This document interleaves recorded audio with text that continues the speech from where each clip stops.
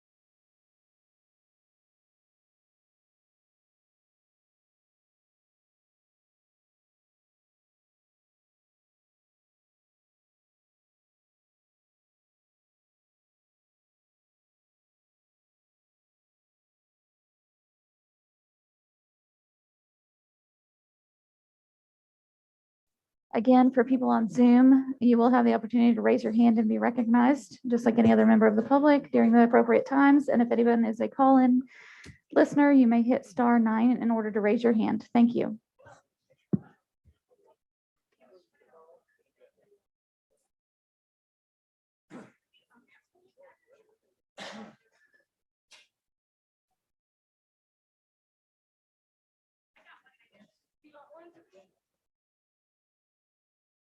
Courtney, are you ready?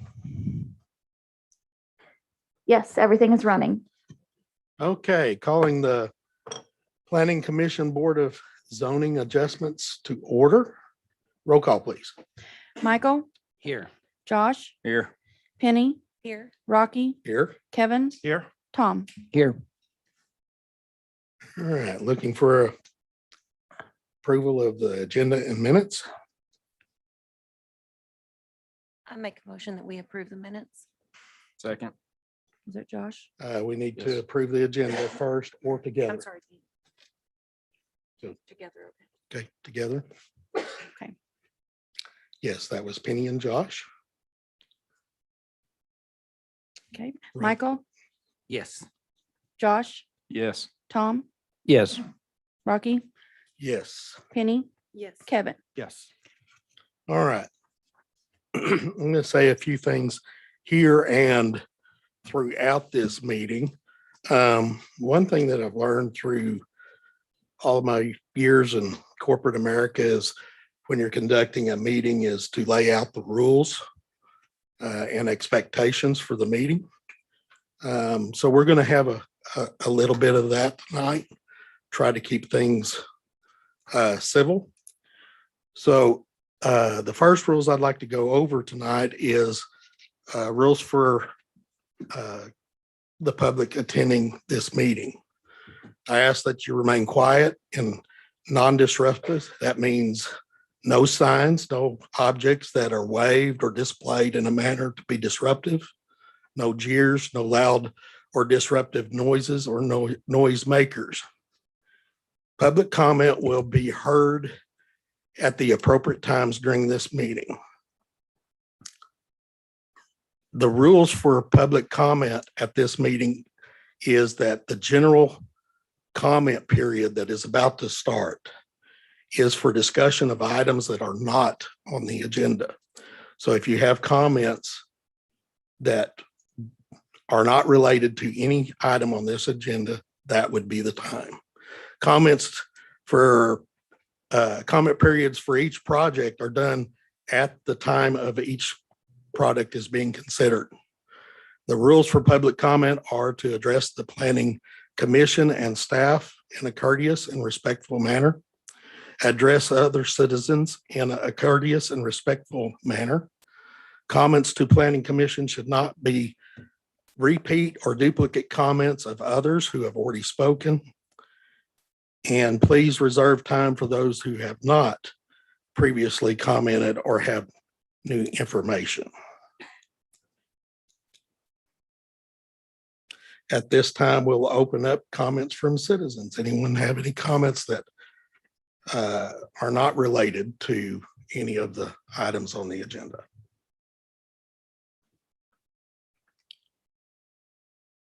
Okay, seeing none. There are none on Zoom either. Okay, thank you. There's no old business or new business. The public hearing will begin. Item number 1, variance request. Courtney, are you handling this or is it Nathan? The variance request was tabled due to a lack of notification. That will be on next month's agenda. Okay, item number 2, rezoning request for 664 Kelly Avenue. Thank you. The Lynch rezoning request is located at 664 Kelly Avenue on a 19.87 acre parcel. Shown here with a red star are the applicant request to rezone the property from R3 to R4. R3 requires 9,600 square foot minimum lot sizes, where R4 requires 8,000 square foot. R3 allows up to 3 units per acre, where R4 allows up to 4 units per acre. The subject property is surrounded with other zoning types, such as R2, agricultural, and planned unit development. Here we can see the current zoning again, which is R3. Future land use plan shows this property as residential medium density. The code describes residential medium as encouraging highly connected, compact lots with gridded street patterns and reduced setbacks.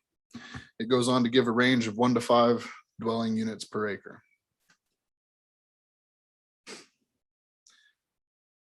This concept plat shows the applicant's intent for rezoning the property. Current zoning doesn't allow for subdivision of this density. Although the applicant is not requesting preliminary subdivision review yet, this is the concept plat that they have submitted along with the rezoning request. It is showing 3.17 units per acre. 4 public comments have been received during this review period. All comments were opposed to the rezoning request based on density, traffic, lighting, density, noise, potential for apartment complexes, and the potential to decrease property resale values.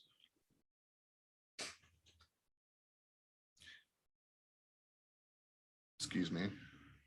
Okay, anyone want to comment on this project?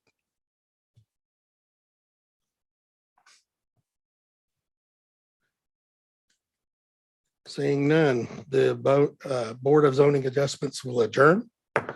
And now we will vote on, well, that one's tabled as well. Thank you. We'll move on to the Planning Commission meeting at this time. Roll has already been called. Something that I asked for help with from staff was to develop a list of procedures for our planning commissioners. We have new commissioners on board, and there's been some confusion of what we should and should not do. So I'm going to read through some suggestions that were made to me as far as to address this. Number one, the project will be presented by the staff, and if applicable, the applicant. The Planning Commission Chair will open the public comment for the applicable project. There will be a limit of 3 minutes per speaker. If one person is representing a group, the limit is 10 minutes per group and limited to the group speaker. There will be a total of 30 minutes allotted for public comment per agenda item. The Planning Commission Chair will also close the public comment. No additional comment may be made after the closure. The Planning Commission can discuss, ask questions, or make comments regarding the project. Motions are made in the affirmative. That means I move to approve. It's always done in the affirmative.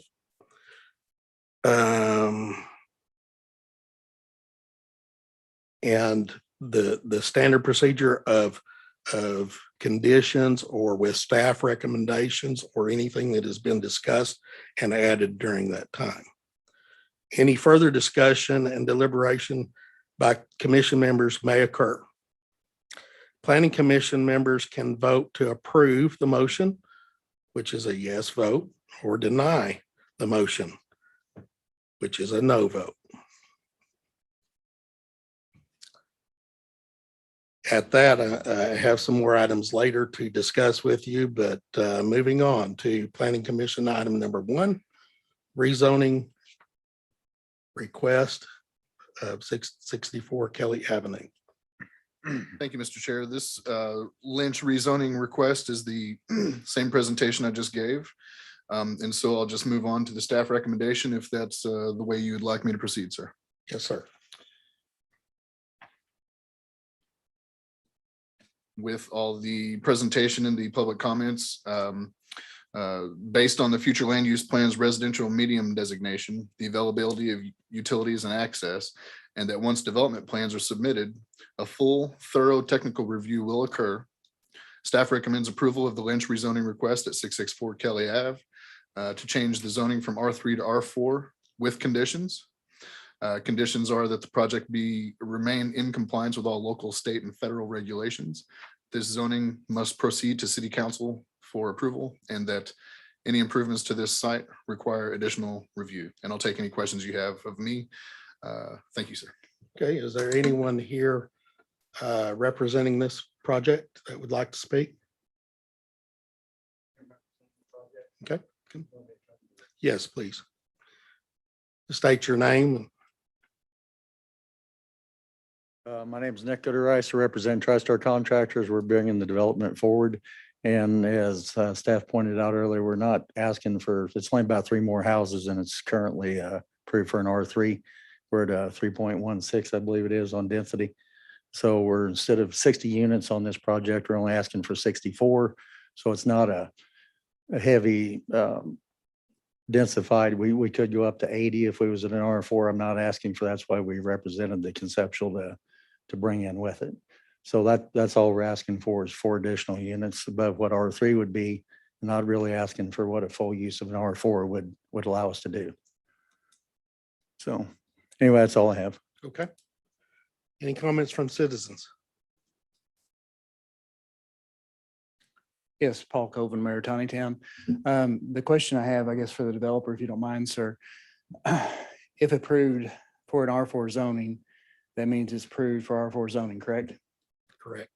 So, and I understand you're just wanting to add 4 units, but what promises can we rely on, or the citizens can rely on, that once you have the R4 zoning, that suddenly your model might shift and suddenly you might want to change things before we go to large scale? So is there? You can stick me to that conceptual, that's all.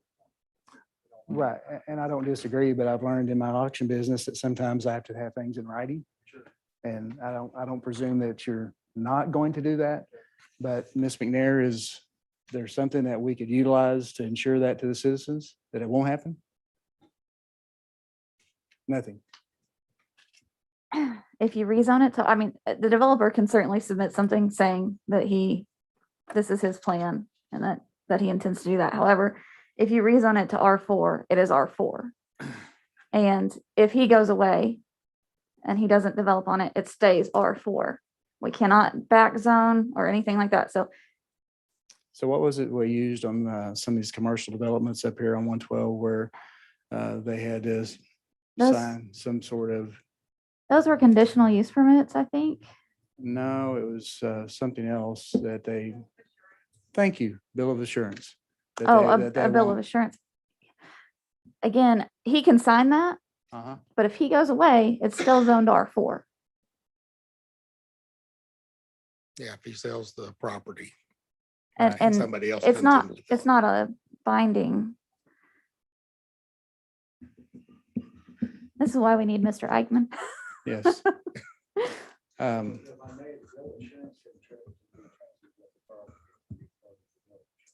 It could be you could file as a deed assurance, I would assume, Okay, a deed restriction. right. And again, I don't believe that you're being untruthful to us or the audience here, but it's hypothetically. Something happens to you, business goes south, somebody else comes in, takes over the note. It's R4, which is reality in this case.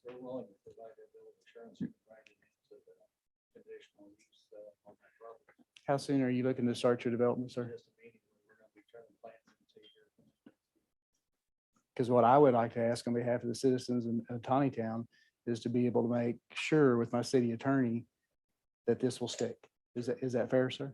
If I could do that? So if I may ask them to table it for tonight, and I know that holds you up for a little bit to let me check. Is that fair? Would everybody be in agreement that as long as we're sticking to that plan and we work out the legal language that we. I think we can allow planning commission discussion after public comment before tabling. Okay. Fair enough to you, sir? Thank you. I appreciate you. Thank you, Mayor, anyone else? Nobody online, Mr. Chair. Pardon? Nobody online. Thank you. Commissioners, do you have any questions? I have a question. Yeah. So could we do a approval of R3 with a variance of only 3 lots? That way we keep our zoning and we get what he wants. Well, 4 lots. So Tom, I'm just asking. variances are very specific legal issues. And it has to be tied to a specific standard on that property. Like there's a specific feature that somehow warrants him unable to use that. A variance would not be appropriate in that situation. I was gonna text Justin real quick and see Or if a I- condition. There's no, There, it's not, conditional use permits aren't for density. They're for a use. I realize that it's different in Washington County. That they allowed conditional use permits for density in that zoning, but that's not how this zoning is written. Sorry, interrupt again. Okay, it's my understanding, I've been informed that the bill assurance does carry over with with the property sale. So if they were to transfer the property over to somebody else, that bill of assurance would carry forward with them. So you guys could vote tonight for approval with the exception that there will be a bill of assurance tied to this, that there will only be 4 houses additional to the density of this. So how would a motion be stated that with the condition of a bill of sale prior to permit being issued, A bill of assurance. bill of assurance, Yes, sir. discussion? I would say the bill of assurance needs to indicate the total density. That, it can't go below 8,000 square feet. Makes the average lot size about 8,500.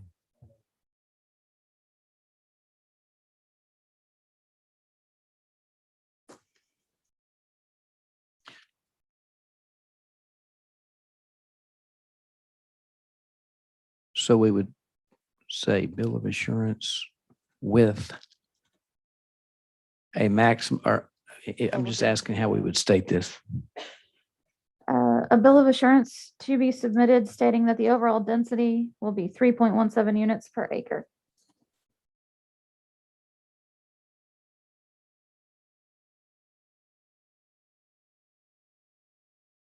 Can we tie that with the actual number of Of, lots? of lots? Yeah. Yeah, Well, that's or easier. 64 lots. So it's readily understandable. Yeah. Yeah. Maximum.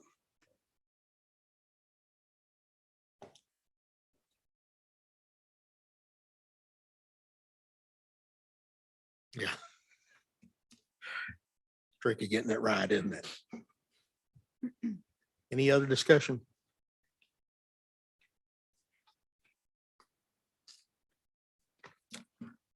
Entertain a motion. I'll make a motion to approve this,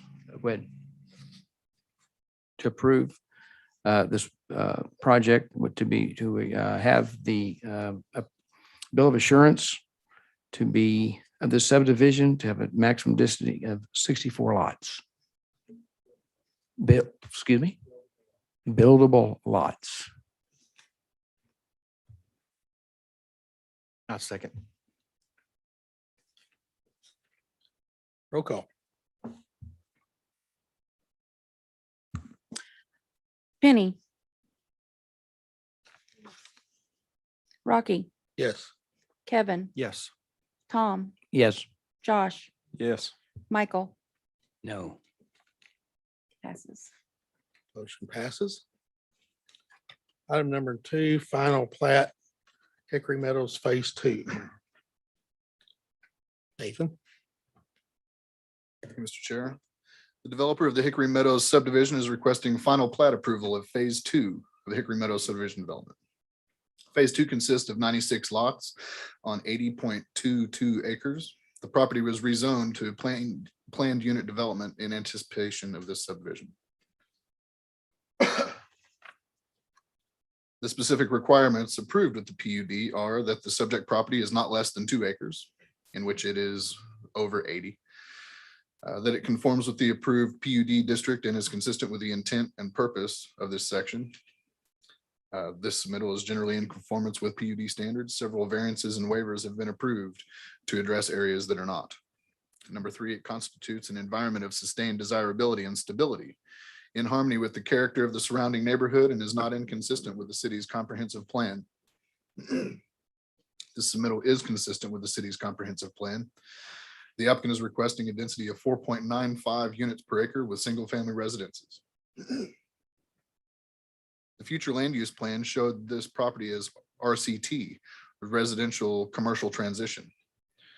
Residential transition areas planned for moderate density residential development, serving as a transition between commercial mixed use and residential low density land uses. Housing types are varied: single family, duplexes, townhomes, and lower density apartment buildings.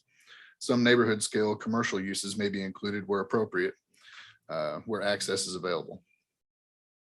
PUD typically approves on 6 to 12 dwelling units per acre.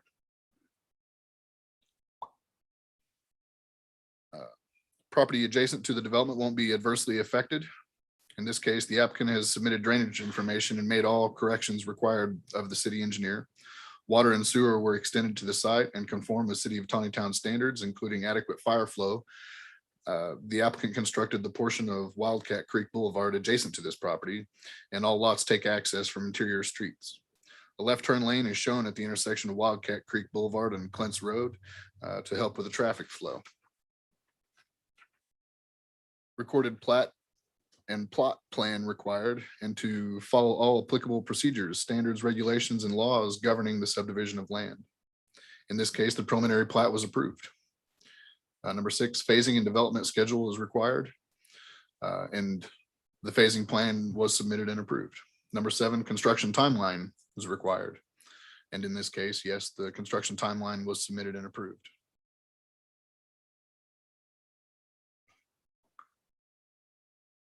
On this slide, I won't go through each and every one of them, but on this slide, you can see all of the variances and waivers that were applied for and approved or denied.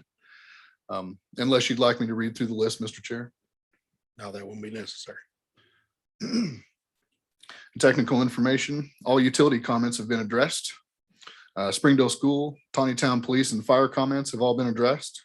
Comments on drainage and roads came up during final inspection, such as installing extension to the water taps and whether an ADA ramp was required at the parallel parking area outside the park off Fair Oaks Street, but all have been addressed. Here you can see the proposed final plat for phase 2 of the Hickory Meadows subdivision. And here it is zoomed in just a little bit so we can all see it a little better. And staff recommends approval of the Hickory Meadows phase 2 final subdivision request with conditions.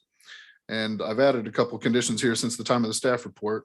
And these 2 new conditions shown here in red are just kind of boilerplate type conditions intended to ensure compliance with state and local requirements, whether known or unknown to the planning commission or the developer. And Mr. Chair, if you have any questions for me, that's all for my presentation. Yeah, do you possibly know when this preliminary plat was approved? I remember the project, I remember the discussions, but I'm not sure. I can't remember when it was, so I don't know if everybody here was at that discussion. I don't remember the exact month, but I remember seeing 2000 or 2020 on a lot of documentation. So I believe it's just over a year old. Okay, that's what I thought. Okay. Is there anybody here to represent this project?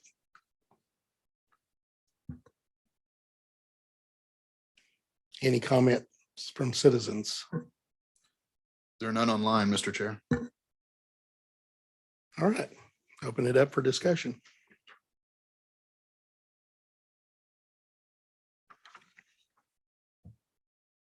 I will state this project is one that I referred to in an example here a while back of what green space is defined as.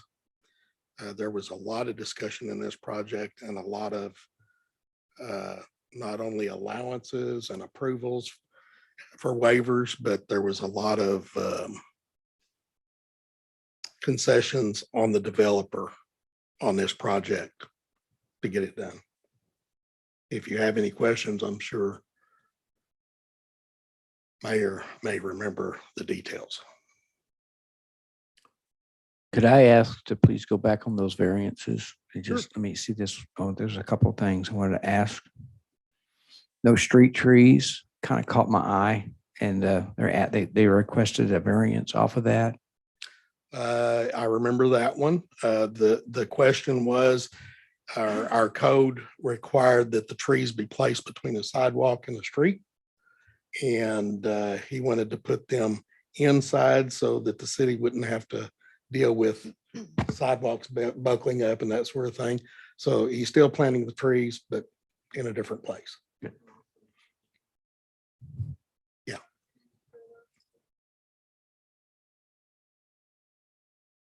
Yeah, it was a common sense type request. Good, thank you. Anything else?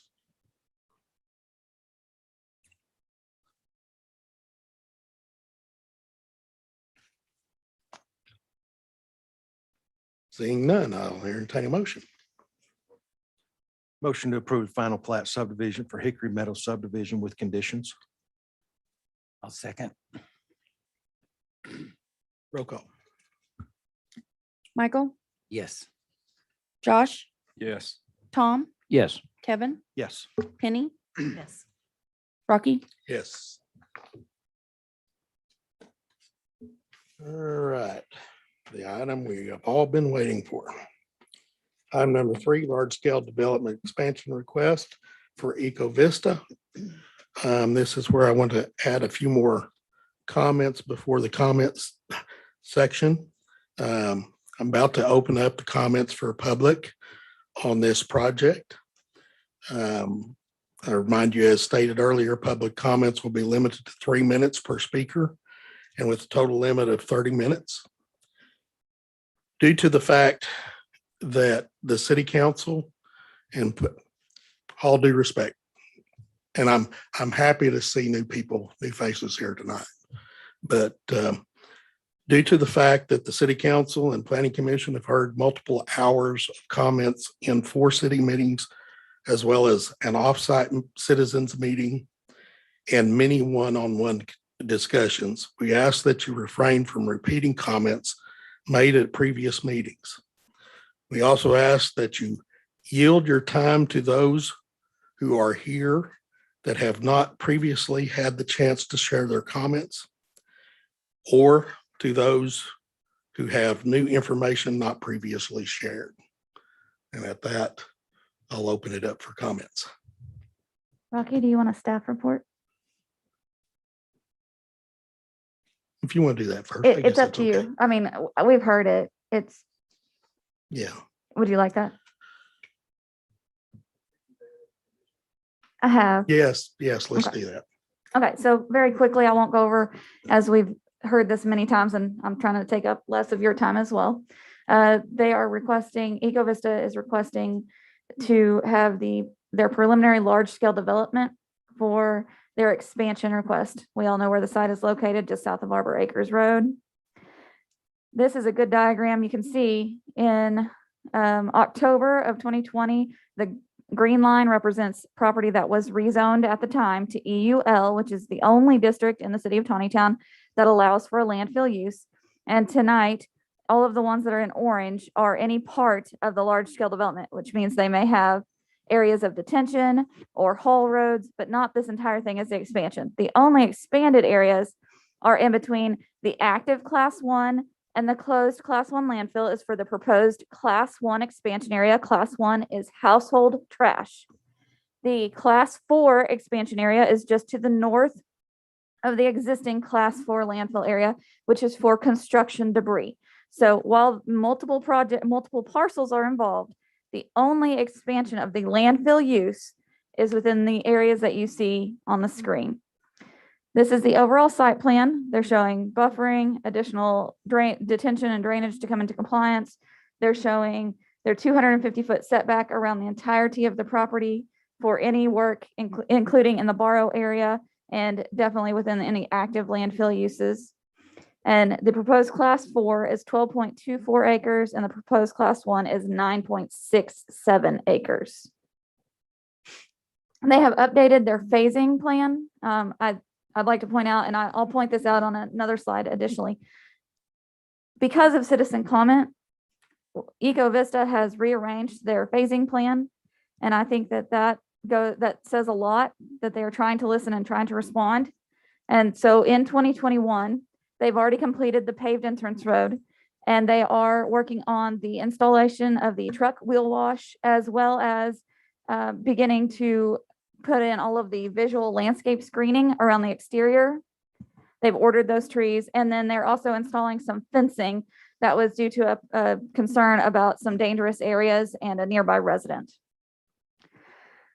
Because this is a landfill use, so not only do they have to comply with the regular large-scale development code, which every large-scale development has to comply with in the city of Tontitown, they also are required to show impact on their traffic study. They submitted a traffic study that was revised 3 or 4 times because traffic engineers reviewed it and said that they weren't taking enough into account. So they are taking in their traffic study the maximum load that they can take in for trucks. The Garver traffic engineers made them include all of the trucks, not just the heavy trucks. So that's been redone in the traffic study to make sure that we're accurately getting the amount of impact that they will have on the roads in the city of Tontitown. Additionally, they had to include an operations site plan. This is part of the large scale development plan, meaning if this gets approved, anything they've written down in that operations site plan is required of them to do. So if they put it in writing in the operations site plan, they must adhere to it. It is part of this approval process. It is required for them to even be considered for approval to provide this information. Their large scale development site plan, meaning when I was showing you the site plan that they have, where they have their setbacks, they have the landscaping and screening, And they have these things shown for the Hall Road and the proposed truck wash area. Those are required, and they're part of the submittal. And as part of this, they had to submit that and they have to adhere to it. It's an absolute must that they stick with their site plan. Additionally, the drainage report had to meet the city of Tontitown's updated drainage manual, and they had to add some detention areas and expand some detention areas in order to meet those drainage requirements so that they can hold enough of the stormwater to keep it on site and to manage it effectively. They also had to provide a conceptual future land use plan or post-closure plan, which says what they'll do if they are to close. This is another, this is a document that I actually asked them to include, which was not part of the code, but I said that I thought that it would be very helpful. So what the ADQ requires is that they are 300 feet away from residential structures in the new updated DEQ regulations. So I had them provide a diagram that shows the nearest home is 1,200 feet from the expansion of the class 1 area, and the nearest home is 1,600 feet to the proposed expansion of the class 4 area. Documents that are part of this large scale approval. If they get approval, these documents shall be adhered to. When we use the word shall, that means they absolutely must. It is legally binding. This includes their large scale development site plan, the landscape plan, the drainage plan, the access plan, the memorandum of understanding, which covers maintenance of streets and other important projects that I'll explain in just a moment, as well as the conceptual future land use or post-closure plan, their emergency action plan, and any other documents that were submitted. Okay, so this is the landscape plan. Staff made sure that their landscape plan provides screening down until there is existing vegetation on their site. So if you notice, they are planting some trees even behind where there is existing vegetation. The reason they're planting those is because the existing vegetation that is there cannot be used as part of their buffer because it is on their neighbor's property.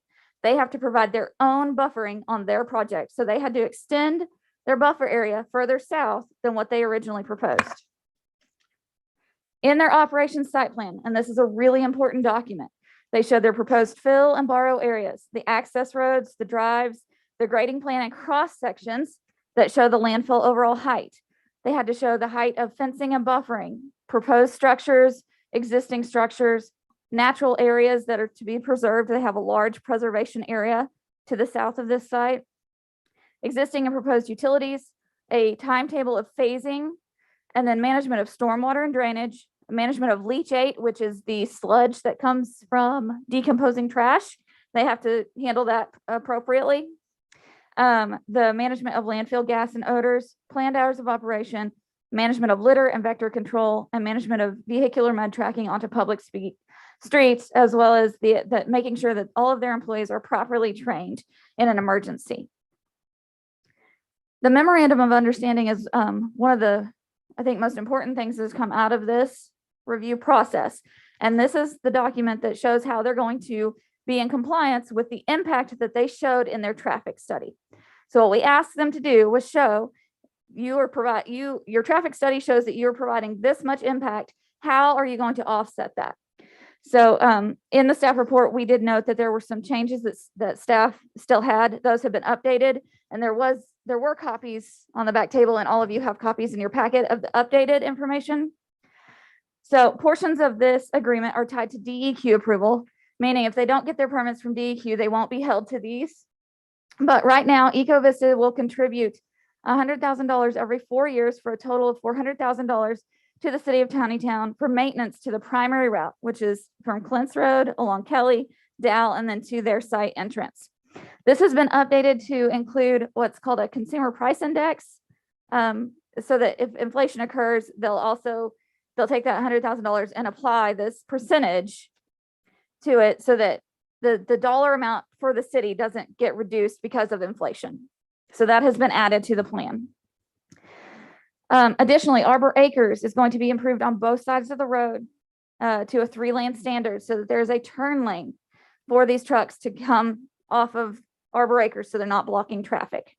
That is at the expense of the applicant if DEQ approvals are granted. If DEQ approvals are granted, Ecovista will contribute $45,000 to the stoplight at Clint's Road. The city will pay for the right turn lane as part of that project. And the reason that the city will be paying for that is because the traffic study did show that while the traffic light is warranted, the turn lane was not. However, the city feels like that is an absolutely critical piece and needs to be installed at the same time as the stoplight. So the city will be taking care, will be responsible for the cost of that right turn lane, as the traffic study did not show that the impact was enough to warrant right now. The city disagrees, so we're going to do it. Ecovista will construct an on-site leachate treatment. So what that means is they need to do a pre-treatment for that sludge that comes off of the trash when it decomposes. And this will again be tied to DEQ approval. So what happens right now is it goes to our sewer system, it gets pumped up to NACA, which is the regional waste facility. And it's been really hard to keep up with that. There's so much toxin and chemicals and heavy stuff in that. So it needs to be pre-treated so that it's less for the treatment center to treat regionally. So they're going to do that and send it up in a cleaner state to the treatment facility. Portions of this will happen regardless of DEQ approval. All of the trees will be installed no later than December 31st. However, we have an email from the applicant's engineer stating that they have ordered 400 trees and are starting now. As soon as those come in, as soon as weather's appropriate, they will get started this year to get that screening in place as soon as possible. Additionally, those will be installed per the landscape plan, so 6 feet in height and adjusted, and they must follow what is shown on the landscape plan so that they are adequately providing a screen. The tire wash will be constructed within 180 days of the large-scale development approval. The parts have been ordered, and they do expect that will be installed very soon. The tire wash is in direct response to complaints that the tracking and the red dirt was getting all over the houses and all over the road. So they have already paved their entrance drive, and they're doing the truck wash to hopefully cut down on the track out from this site. Areas between the required 250-foot setback and adjacent property lines that were previously disturbed are going to be graded. Those will be graded so that they don't hold standing water, so that we get rid of some of the concerns about mosquito breeding and stagnant water. These areas will be maintained per applicable standards in Chapter 92, which is the nuisance code. And that's required, that they maintain these areas in a good condition. Fencing is going to be installed related to a safety issue for an adjacent neighbor. And based on an email from Mr. Conrad as well, this fencing should be complete in the next 30 to 60 days. As Rocky stated earlier, staff and your planning commission and your mayor have had many conversations with neighbors who have had concerns. We are currently following up with all of the complaints and concerns that are regulated by city ordinance, or any of the ones that we know of. Several concerns related to DEQ, Arkansas Health Department, and Boston Mountain Solid Waste District regulations. And we have worked very diligently to try and find those responses and to try and push those agencies to get you answers. And as a result, AEQ has been out several times to make sure that things are being monitored properly. And we've actually gotten some good contact information for DEQ people so that we have a good way to contact them if there's a concern. This is an ongoing process, and city staff would like to encourage all of the citizens to keep contacting people and contacting the proper authorities. There is now on the City of Tontitown website a button that says ADEE, DEQ permit information for Ecovista landfill. It's on the homepage, and if you scroll down just a little bit, you'll see these quick links. And when you click on that button, you'll either see a little green button that says you can go look at the permit information. That includes all of the inspections and reports. You can go through all of the ADEQ documents for that site. And then below that, it has contact information for DEQ.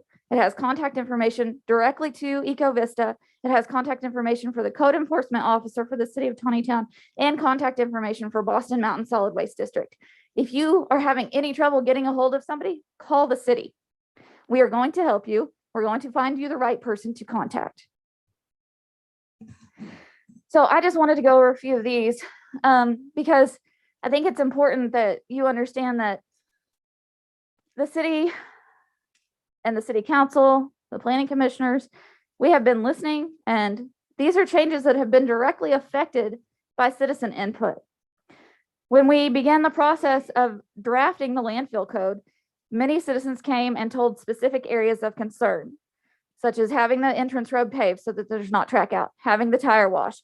There was a need for a larger buffer area. They wanted screening trees, litter pickup, limiting the noise hours, emergency response issues. Those screening trees are going to start being installed now. They were originally in the phasing plan to not start until 2022, the end of 2022, and now that's been moved up based on citizen comment.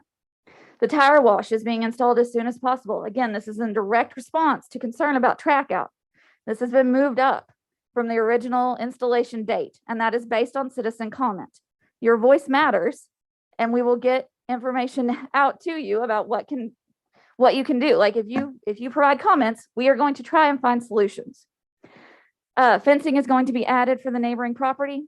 Areas in the buffer area are going to be regraded, starting as soon as they can. Noise violations are being investigated. The city code enforcement officer will be out on random days by 4 a.m. to listen, to make sure that the landfill site, as well as the hauling company, which is not part of this project, is in compliance. The hauling company has to respond to the commercial site noise ordinance because they are commercially zoned property. So we are sending out the code enforcement officer at 4 a.m. so that he can make sure that this is happening as it is supposed to by code. The city now has a clear line of communication with DEQ and Boston Mountain Solid Waste District. And DEQ has had a lot more inspections to the site due to concerns from citizens. The mayor is also requesting that the city council provide funding for an independent air quality monitoring to occur at Ecovista, and Ecovista has agreed that they don't have any issues allowing the mayor to do third-party air quality monitoring. He also wants to install a citizen-led steering committee to help with this effort. So we just wanted you to know that these are direct things that Ecovista is required to do and have been pushed up on the timeline because citizens have asked for it. A few additional conditions which are in the staff report, but just so that it is abundantly clear that they have to apply these things. We have added that the operations site plan is part of this large scale development application and shall be adhered to. The landscape plan shall be adhered to. The noise ordinances shall be adhered to. The hauling company property shall comply with the noise regulations in the commercial zoning. And the large scale development plan shall be adhered to.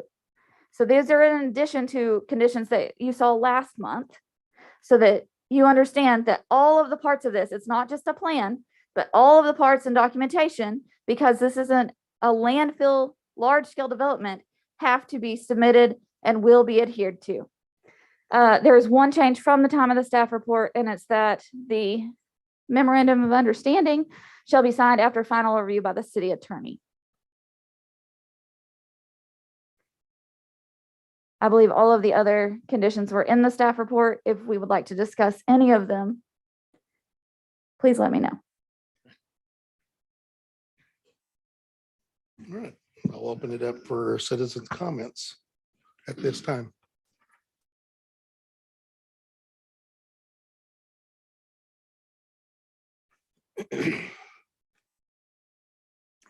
Please state your name and address. My name is Dr. Michaela Calcagney, and I live at 12642 Arbor Acres. Like I said, my name is Dr. Michaela Calcagney. I'm a local internal medicine physician at Highlands Oncology, a wife, a mother, a Tontitown resident, and a community member. I'm here today in opposition of the proposed expansion of the landfill. Amongst many other reasons that have been stated by other community members, my strong opposition of the expansion stands strongly on the health implications for current residents and generations to come. First, multiple studies, as cited in this letter and referenced, have stated the short and long-term health implications are directly linked to living within the vicinity of a landfill. Starting with current residents, most of them are 65 or approaching that age. As medical comorbidities increase with age, living next to a landfill also directly increases your risk of developing new medical conditions and worsening pre-existing ones.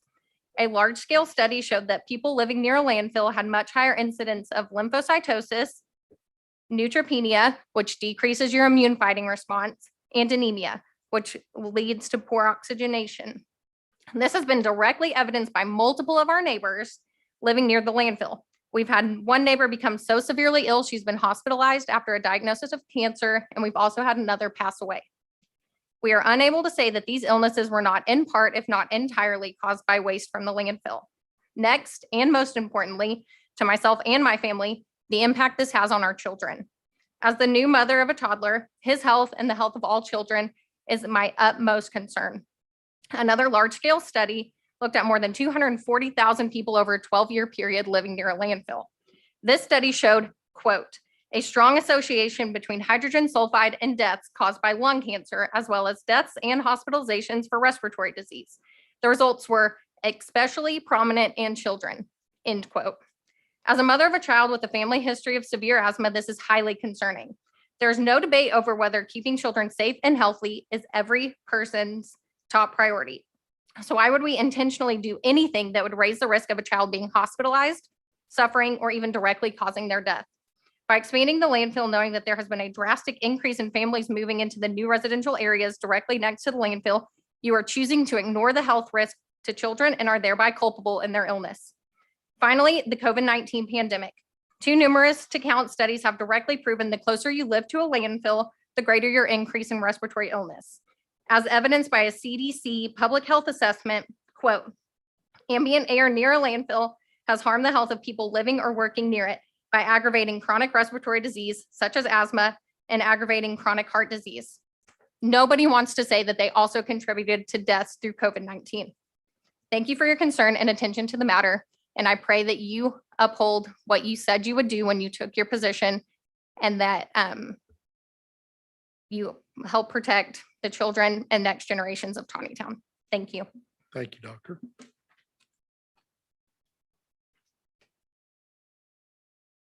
Anyone else?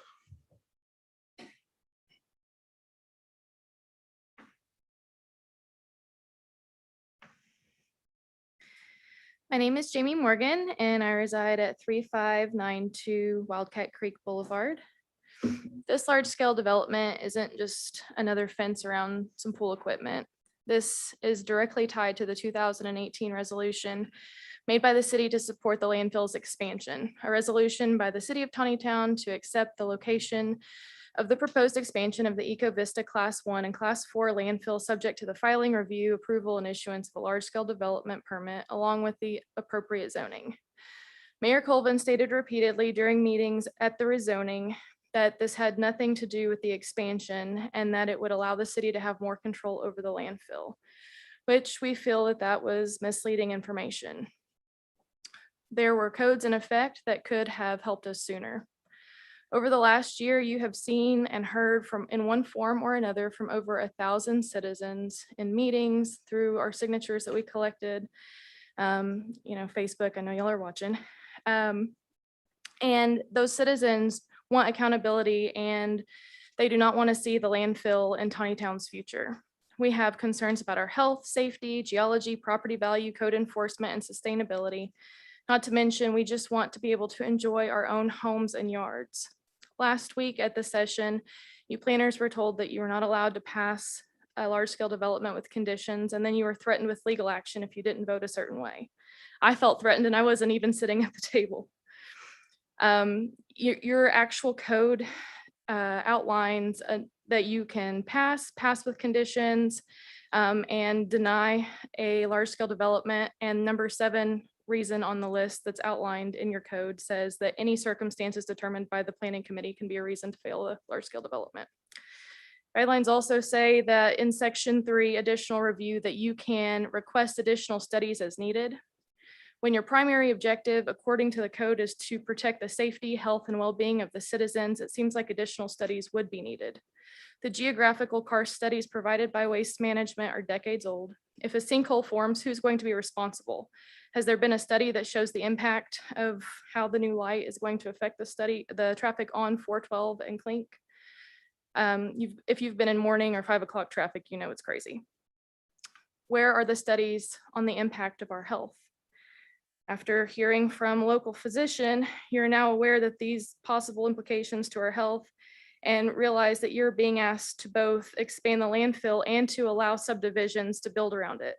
These two things do not go hand in hand. Knowing the potential health consequences and allowing these things to pass could make you liable for both the new and existing neighbor's health.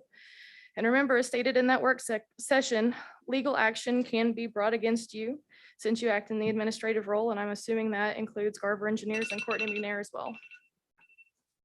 Can your conscience handle it? Thank you, Ms. Morgan. Anyone else?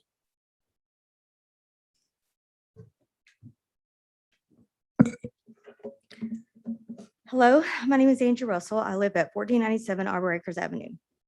Why? Why is the city so partial to waste management and determined to ignore the citizens? Is it money? It seems that having the landfill in your town, if it was so desirable, then other cities would be begging to take it on. The city has decades-old codes in place to address noise, road dust, mud, standing water, and weeds, but refuses to use them. I don't understand why. Why has not one violation been issued when there have been when they've been out of compliance for years and multiple citizens have complained over and over again? I don't understand why board members were threatened with lawsuits if they didn't vote a certain way, and why we as citizens, some of us, have been threatened with violations or intimidations. This is wrong. Shouldn't you guys who sit on the board represent the city of Tontitown and the citizens? You should be able to look at the criteria, do your own research, and vote accordingly. That is why you are in that position, to do what is best for the city of Tontitown and its citizens. We, the citizens, are asking for a no vote on the landfill expansion. At least 20% of the citizens have signed a petition against the landfill expansion. Regulation 15152.098, review and approval, allows you to do this. There are 7 reasons listed for disapproval of the plans. Regulation 152.099, review criteria number 7, being any other circumstances as determined by the Planning Commission. Citizens of Tontitown have raised red flags and called out numerous issues regarding compliance and safety. Some of these issues warrant additional studies to be conducted. The exclusive landfill use code has been questioned. Courtney McNair has stated that portions of the code are active when other portions are not. There has been no further clarification provided. It has been very disappointing of the citizens' misguidance and lack of effort, not only to me as a citizen, but to you guys as the board member, having to vote on this issue. Thank you for your time and your service. I appreciate it. Thank you, Ms. Russell. Any others?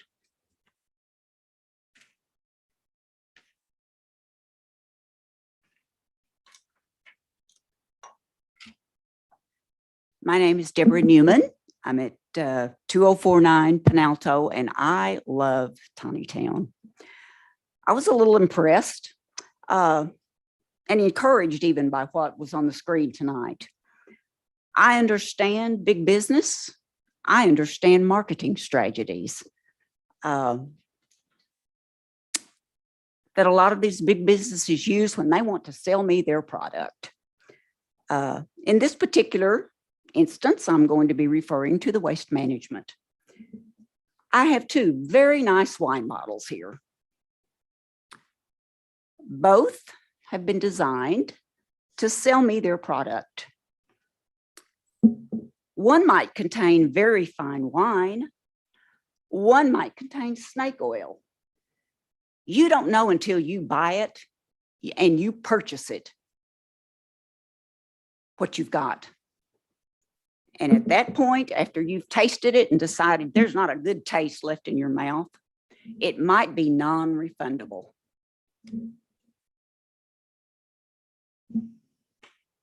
I think some of what is contained in this proposal or agreement might contain a little bit of snake oil.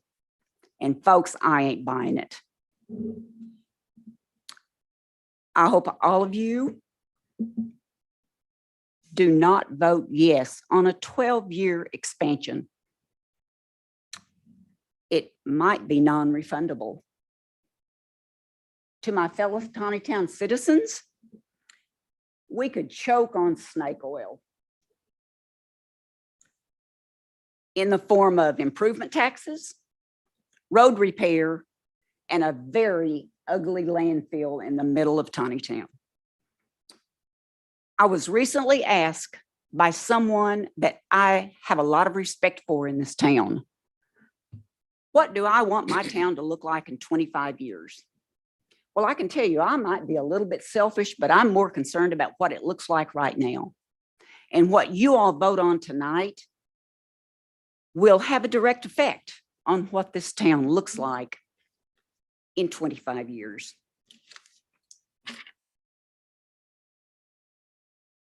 I only have one other comment, and perhaps this is old business.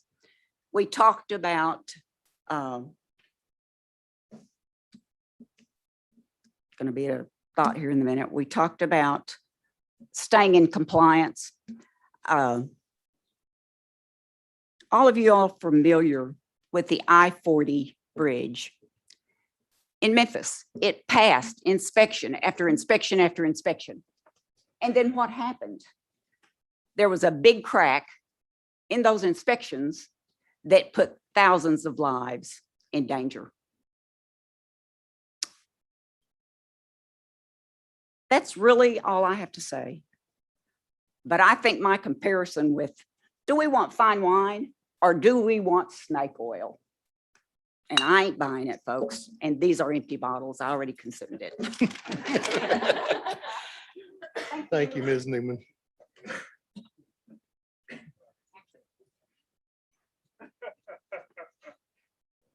Well, I'm Mark Calcagney. I live at 12642 Arbor Acres for 34 years.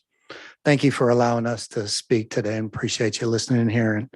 First of all, I'd like help from the city to record those 1,000+ petitions, mostly tiny town citizens that we have submitted to the city on July 22nd for the planning meetings packet that occurred on July 27th, planning meeting. How do we get those recorded with the minutes? You know, they've since been emailed to all the city officials, so please record those petitions, please. You know, Mike Burlingame, who's sitting right over here, who lives at White Oak Drive off of Clinch, and I had a college coach who had the do right rule. You know, do right, do the right thing. Sometimes it's hard to do because of personal gain or financial gain or due to peer pressure.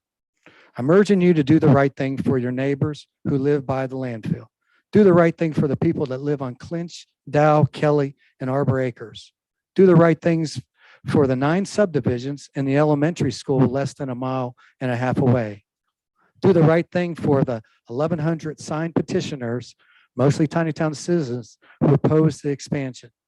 Do the right thing for the city of Tinytown, as we've endured the landfill for 42 years. If approved, it will exist for 57 years in our city. It's nothing personal, waste management personnel, but you would feel the same way if you live by the landfill. Think about that. It's not Tinytown's position or the concern where the landfill would go if not approved, but it's Boston Mountain Solid Waste District and Benton County Solid Waste District's concern. These are your mayors in the Northwest Arkansas.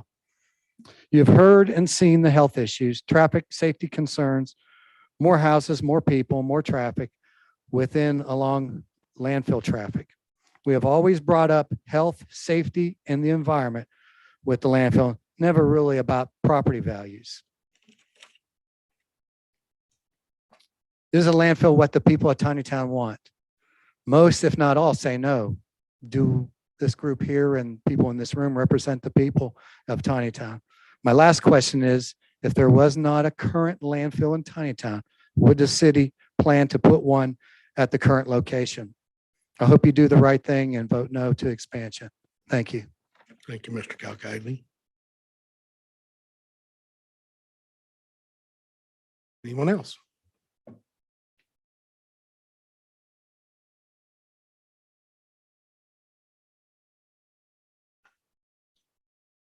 Good evening, Dennis Boyer, 1969 Dow.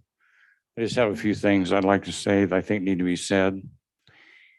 If you approve this expansion, you will be locking this community from today forward into another 18 years with waste management. I mean, that's approaching a quarter of a century. That's huge. This is a very bad public policy to say that your codes disallow you from doing what is best for your community. How can that be? How did you end up with such crippling and inadequate codes? This goes against everything our country stands for. Before deciding anything, I strongly suggest you seek more specialized legal counsel to help guide you through being able to do what is right. That is both in terms of the codes and in terms of the intimidation you may fear from last week's meeting. There are ways to deal with that. Is this project, as was stated in the Hickory Meadows subdivision criteria a little bit earlier, is this project, along with that one, in character with the surrounding neighborhood? Apparently that one should have been. This one clearly isn't. I don't understand the discrepancy. While other communities in Northwest Arkansas grow by leaps and bounds, Tontitown will be growing by heaps and mounds. How can any city possibly have a vision that embraces a dump as a major cornerstone? Vision, 20 years, 30 years, 40 years, 10 years. What is Tontitown? What describes it? Well, it just boggles my mind that you can even consider denying present and future citizens their right to choose their own destiny by locking this into this decades-long commitment that we obviously are not going to be able to get out of no matter what happens. This is actually the problem we're all facing nationally right now. Liberty, I would say, starts at home. Our home is Tontitown. We want our rights and our liberties and our freedoms and our right to enjoy our town protected by those that are chosen to protect us. That's it. Right on time. Thank you. Thank you, Mr. Boyer.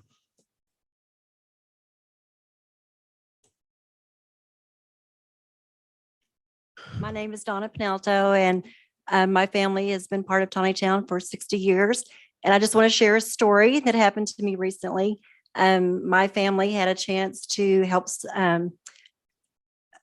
be hospitable to a group of 12 children from Africa, from Kenya. And we were having a wonderful day on a Sunday afternoon, and some of them wanted to go shopping in Fayetteville. And so I loaded some of them up into my car, and not thinking, we were in a rush. I went by the landfill, and they immediately were like, "Oh, what's that smell? It's the worst thing I've ever smelled in my life." Now, I want to remind you that these kids came from Kenya. They grew up orphans, digging through trash in their own dumps to try to find food to live on, to maybe find a recyclable item to sell, to maybe make a little bit of money to be able to survive or go to school. But yet they came to America and expecting a fun, wonderful time in our area, smelled the worst smell that they'd ever smelled. So I want to encourage you that I think that we as American citizens, and especially in Tontitown, in this beautiful area that we live in, could do better than Africa. Thanks. Thank you.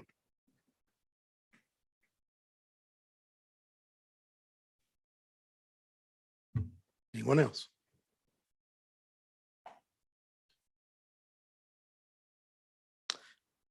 Saying none, Mr. Sprouse. None online. Thank you.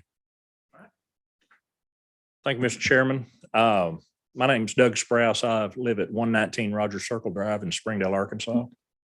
And let me start, and I'm going to be very brief tonight, but let me start by saying the last thing I need to do is get into Tontitown's business. All right. And that's not my desire or my intent when I come here. I've got enough to say grace over a few miles west. All right. What I'm here for is to represent the board. I'm chairman of the board of the Boston Mountain Solid Waste District.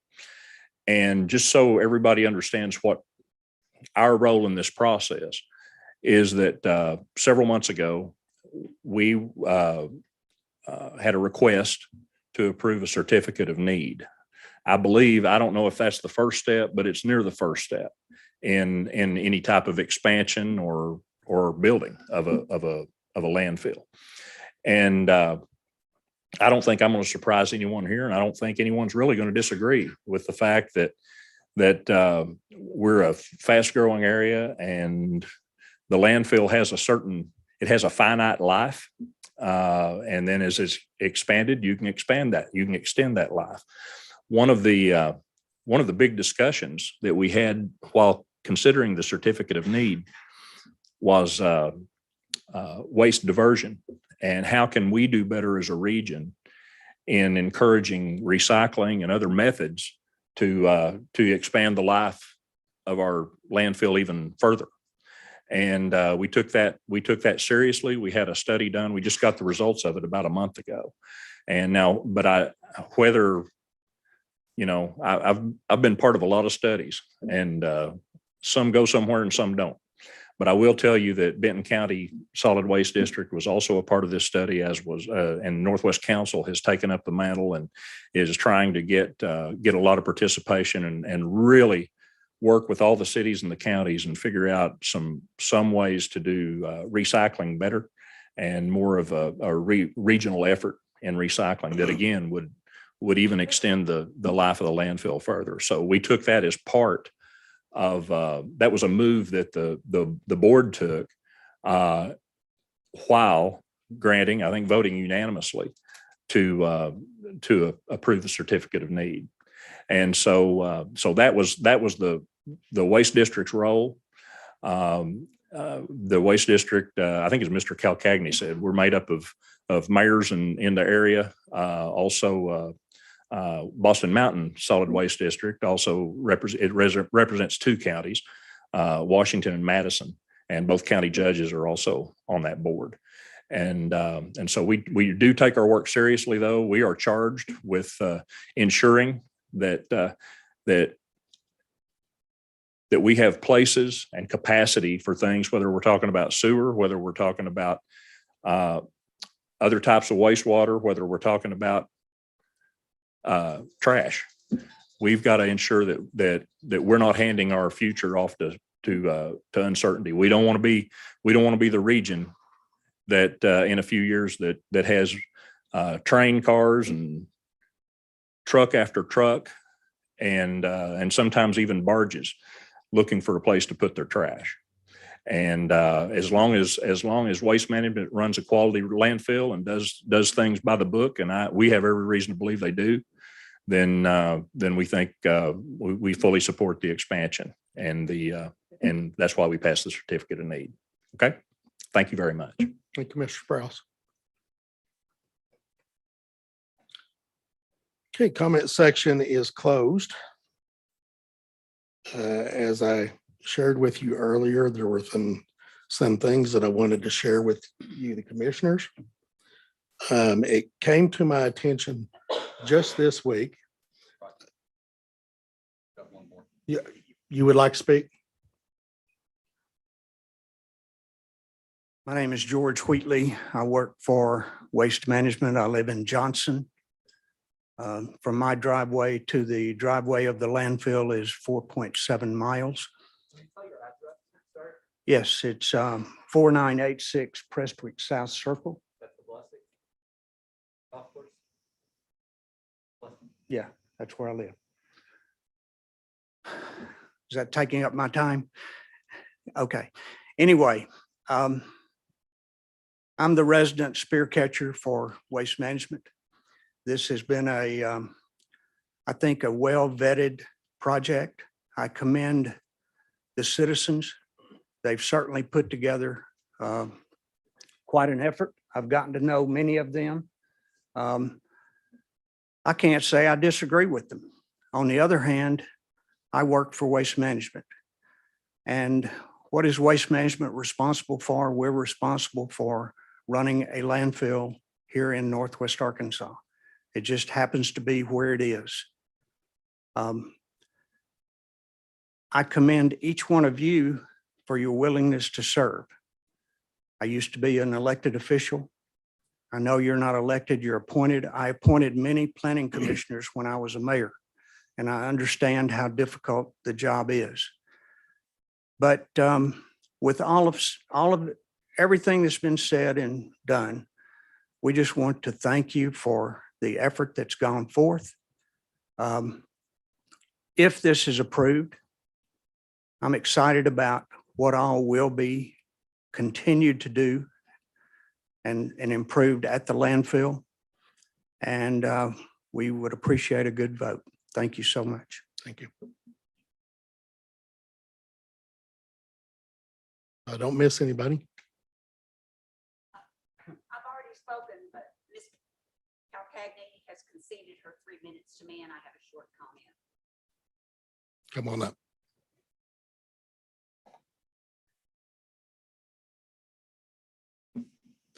If we all had a crystal ball, we could see what's going to happen to a necessary sanitation project in the near future. Decades-long commitment. That's decades long. You know, my money's on this new generation, and there's going to be some brilliant kid out there that's going to develop something to compact all of that waste into a Walmart bag, and we're probably going to send it to Russia or out of space. Is this long of a commitment necessary at this time? That's my train of thought. Thank you. Thank you.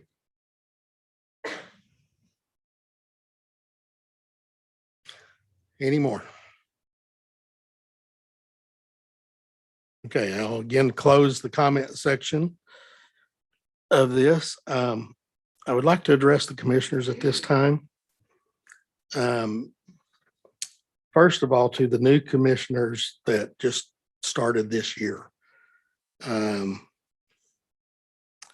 You guys voted me as your chair, and I appreciate your confidence, but through this process, I feel like I've failed you on some part, some level. So my job is to make sure that you know what your job is. And I kind of assumed from the beginning that you would just sort of pick it up along the way. And I was wrong. I think that the session that we had the other night was very good, very eye-opening. And I learned a lot of things that I didn't know, and I've been doing this for 6 years. There were a lot of things said that night. You were all here. And I'll get to that in a minute, but something else came up this week that I felt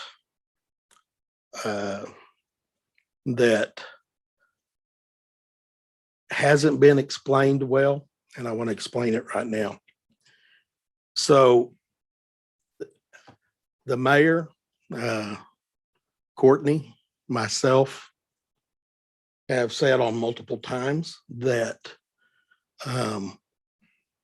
on this particular LSD application, that we could not add any conditions.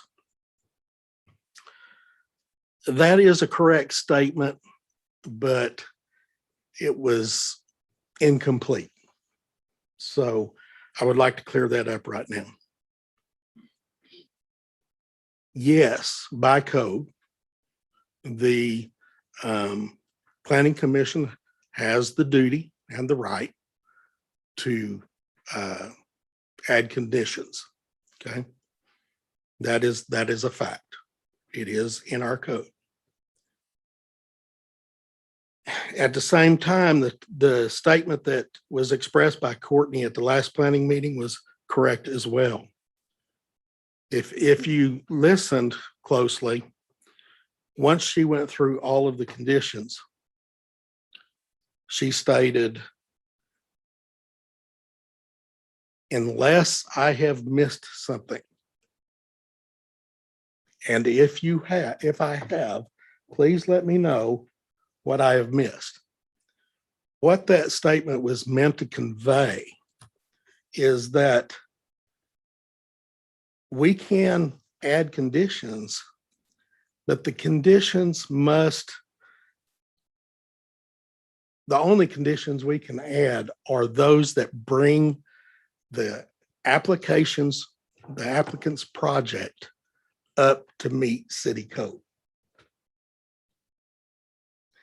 We can't add things that we want. We can't add things that we wish. We can't even add things that we feel are right. Any conditions that we put on this project have to be because it is needed in addition to the application to bring that project up to our code. Okay. So I wanted to make that very clear. When we were stating we couldn't add any conditions, it's because we felt like, the staff felt like, that we had covered all bases according to code and they had all been addressed. So I just wanted to clear that up really quick. During the meeting last week, to my knowledge, all complaints that were submitted to staff have been answered by either the staff, DEQ, and Boston Mountain Waste Management. And I believe wholeheartedly that they answered them to the best of their ability.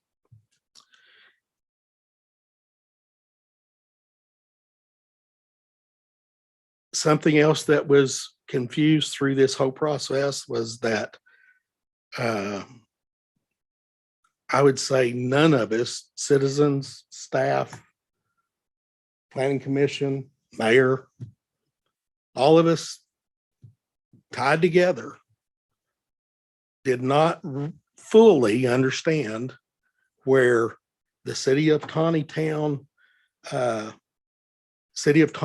authority, the planning board's authority ended and where ADEQ's authority began and what was the responsibility of Boston Mountain Waste Management. That's a lot clearer. I still not sure I understand everything, but it's a lot clearer. I would also add that, so it is my opinion. Now, there are a lot of people that got upset with me because I got upset at the last meeting that that there was not a vote and the item was tabled. Okay. From my perspective, this is because I've been on the other side of this bench. And I don't think it's fair to Waste Management, the applicant, whoever they may be, or the citizens of Tontitown to continue to table an item and fail to make a decision. It's not fair to anybody. It drags the citizens along with lots of questions that aren't answered. There's no closure. It causes a lot of turmoil with everyone, including me. I just don't think it's fair. And that's why I got a little upset that after it had already been tabled twice, that it got tabled a third time. However, with that being said, at the same time, I watched the trouble that caused. I saw the activity that came out of it, and I can't say that any of it was wrong. We learned a lot. You guys learned a lot. We learned that although that over the past 4 years, we've done a lot to make a workable code that will give us some teeth to regulate some of the landfill within the confines of our authority if this is passed. that there are still a lot of things that we need to address.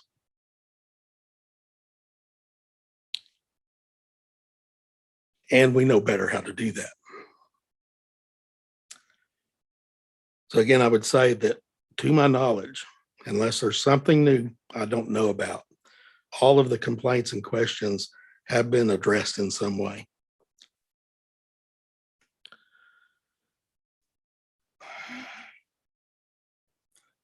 For the discussion tonight, Commissioners, I would appreciate that any further questions or comments be constrained to the nature,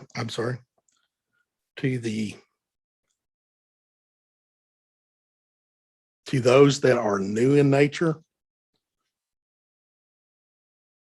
or to a situation which has not been addressed according to code. I am stating firmly that I will not entertain any discussion that is a rabbit trail that is not relevant or enforceable within the confines of this current code. The workshop held last Tuesday clearly outlined our duties and our limits of our office. Some took what our city attorney and our regional planner had to say as threats, and honestly, that couldn't be further from the truth. I learned that that was the law concerning that individuals could be sued. I did not know that before. And I felt like it was my responsibility to inform you not only of what by state law is our duties and how we have to perform that, and the consequences if we don't abide by the state law and our city law. One last thing, it wouldn't be fair to you if you didn't know that and you went into this and we set you up for that. That's not fair to you. The last thing, I had a thought and it just vanished. Has that ever happened to anybody?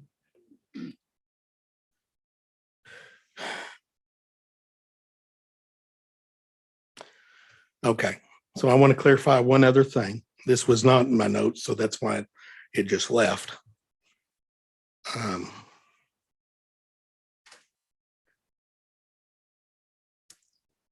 I wish that I could vote my conscience. I do. The citizens of this community has brought up a lot of things that we need to consider. However, state law does not allow me to vote for what I wish or what I want. And I'll give you a prime example that while I've been on this board, a developer came and submitted a plat to develop the property directly behind my subdivision, adjacent to my fence line for an industrial park.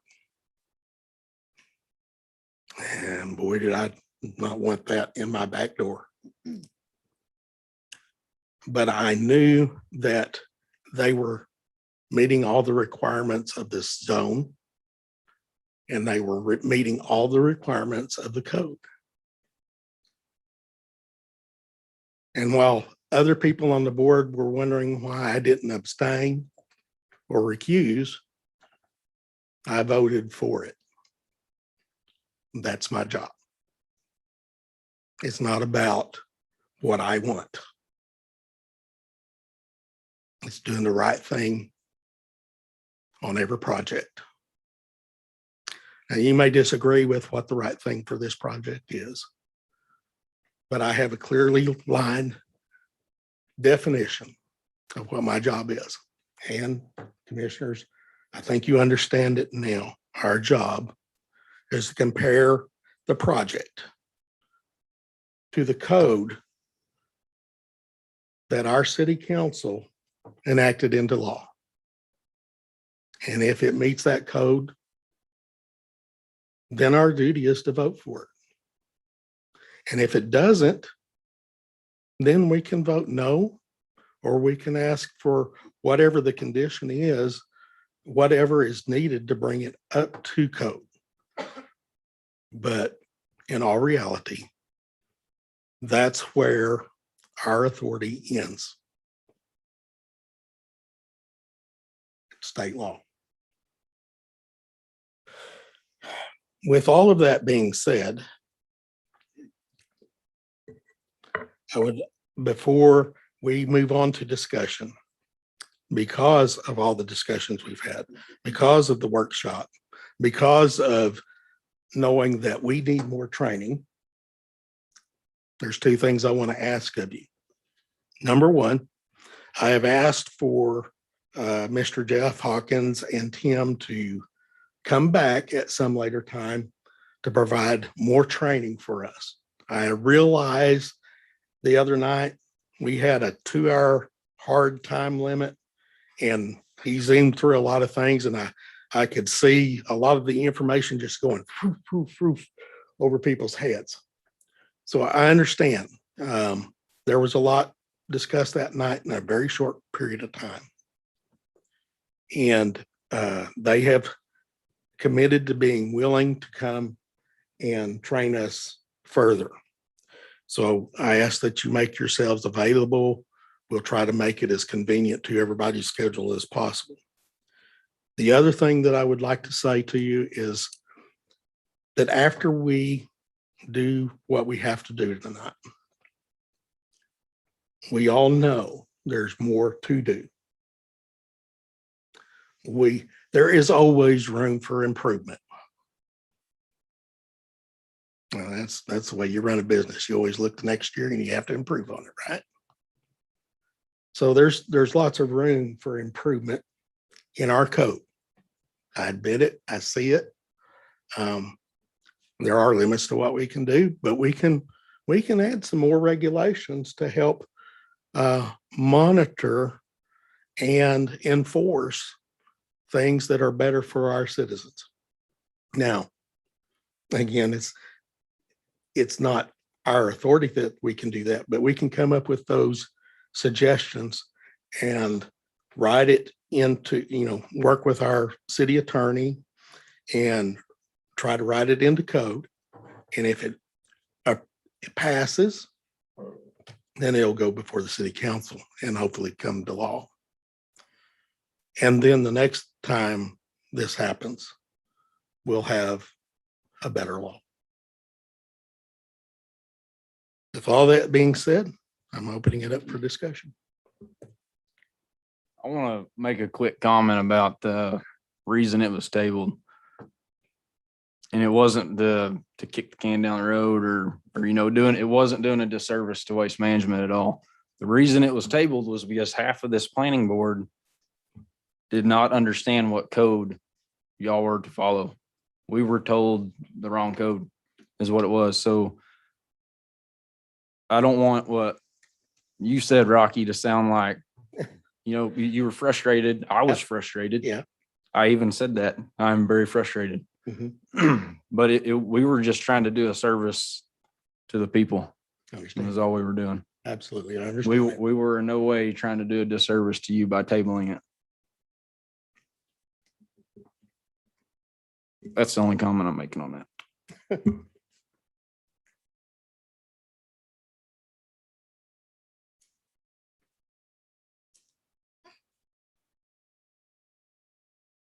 Is there anything we have missed? Anything we haven't discussed, covered? Any questions? Okay, one, one question, Yes, sir. Tom. You mentioned it, but I want to bring it back out so they can hear it. It was, I had heard a couple of numbers out here, just for the audience to be clear. A 12-year, it's been said that this approval, there's a 12-year kind of life, and there's another 18. Or let's say somebody mentioned 11 out there, I think. Maybe somebody said 18. I've heard 12. So you want to clarify that? Okay. And then if you would clarify the next step, if there was to be any added regulations, would only be if they ask for additional expansion. So if there were any added regulations for code put in by the city between now and the next expansion, which is projected to be, this is projected to last about a decade or so. I mean, you know, that's just a projection. But so no more regulations or codes could be added that they would have to adhere to until the next request for expansion. Okay. I mean, I'm Before probably you wrong, ask but another I've been, question, let me- okay, go 2 questions. I'll try to answer what I know, and if I'm wrong, somebody please correct me. I'm not always right. My understanding is that based on current waste that's being produced in Northwest Arkansas, that they have about 3 years left on the current landfill. 3 years. I may not be using the right word, the permit or the approval by Boston Mountain Solid Waste Management to their application for expansion is estimated to add another 12 years. That's my understanding, which gives them about 15 years. However, that's likely to change. I mean, with the growth rate and everything, you know, it could be less than that. Okay. It's a matter of volume. It's not a matter of time. So that's my understanding. Did I answer all of that? That part. What did I miss? Oh, okay. I remember. Okay. So I did do a little research this week. I was told by Boston Waste Management, I said, okay, what's this process? And when do you think they're going to apply for another expansion? Well, there was no answer to that. But it is my opinion, and solely my opinion, that it will probably happen sooner than later. Just looking at it from a business perspective. Okay. It wouldn't surprise me if this passes tonight that they may start immediately working on their proposal and application for expansion, the next expansion. Okay. And that's why I said everything that we've learned, everything that we feel like needs to be better, everything that we feel like needs to be addressed that we can, needs to happen quickly.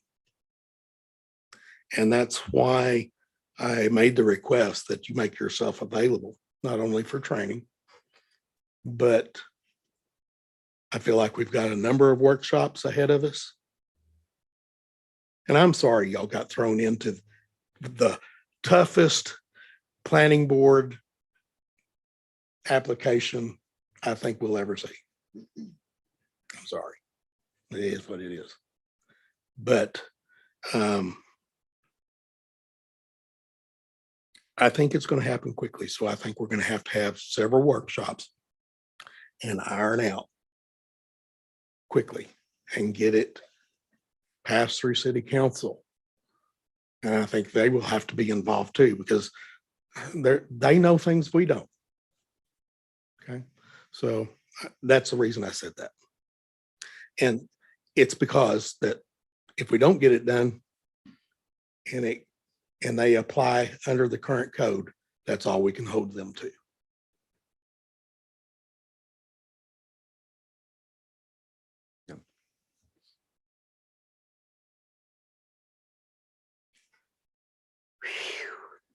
Any more questions? I'm gonna ask again, but is waste management in current compliance with current codes? You want to answer that, Courtney? I asked the code enforcement officer to come tonight, but he was not available. He said right now he's got one open complaint. So that's all I know about that, is that he has one open complaint, and that's why he said he's going out randomly at 4 a.m. to check on the noise complaint. I'm not the code enforcement officer. I don't know. So was the question more related to that they are grandfathered into no code? My whole intent the whole time is to make sure that waste management is not violating any current city of Tontitown code. We have been trying to address through Philip the complaints that we are receiving.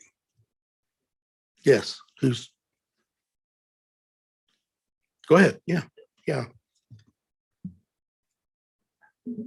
To try to hopefully answer some of the riddle as far as where they're in compliance. Again, I think there's been lots of discussion that has thrown lots of things together into one pot. The current complaint that we have right now, I don't mind sharing with you, is not of the landfill, which is what you are voting on here tonight. The complaint that we received is for the commercial sector, which is a separate entity of waste management. So to tell you whether that is in compliance at this time, we're investigating it currently. And if it is out of compliance, it would be dealt with in accordance of the laws that we have here in Tontitown. So that particular complaint has nothing to do with the landfill portion that's in question here tonight.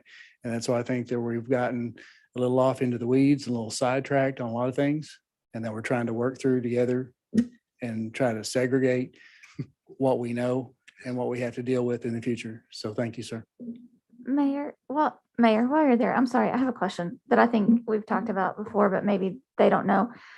We have one code enforcement officer Yes, ma'am. for the whole city. Yes, ma'am. Does he go out and look for violation, or is he based on complaint? Well, obviously, if I turned him loose at his own will, he would have half the town before me wanting to chop his head off. Matter of fact, we fielded several fence permits this week already, because randomly, as he's driving through subdivisions and he sees somebody building a fence, he stops and hangs a hanger on the door. It says, hey, you got to get a permit for that. So we are very much complaint driven in our department, mainly because I don't want this town to be a speed trap, if you will. I don't want our code enforcement officers to be considered the Hitlers in our city. Obviously, the big, most important thing that I've requested of Philip to do is number one, if it's definite life safety issues, then we will address it immediately. But secondly, I want it to be complaint driven, that if a neighbor or a citizen is having an issue or there are problems that they feel like could be of issue, that he is given the opportunity to go out and investigate it. His number one question to me today, when I was speaking to him about it, was, do I immediately go out and write waste management a citation based on a complaint? I said, no, you can't do that, because you have to investigate it. My orders and directives to him today was I wanted him to talk to our city attorney about our codes, make sure he was perfectly clear with them. Also speak to you, Ms. McNair, because you're the one that developed most of them, and then do his investigation. Do what has been asked of him by the complainant to find out whether or not that the commercial sector of WM is out of compliance or not. And if they are, in fact, then his directive is to number one, respond back to the complainant of what he's done, how he's done it, where he's done it, and why. So I want a line of communication. That way, if I do have neighbors that say that the city of Tontitown is not doing nothing, they're not acting appropriately, then that becomes my job to make sure I have a paper trail that I can go see if my employees are doing their job. Thank you for the question.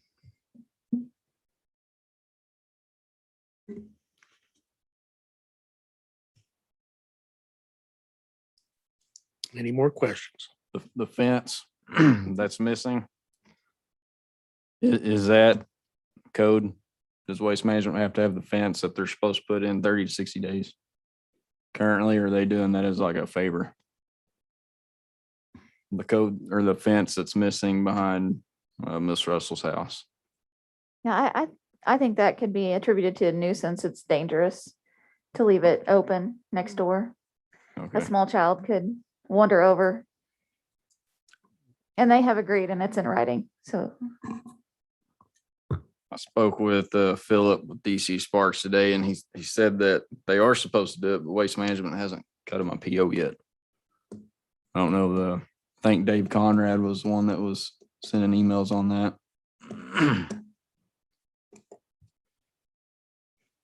Dave is on Zoom if you have any direct questions for him. Yes, You want me to unmute him? please. Okay. Dave, I'm going to go ahead and give you permission to speak.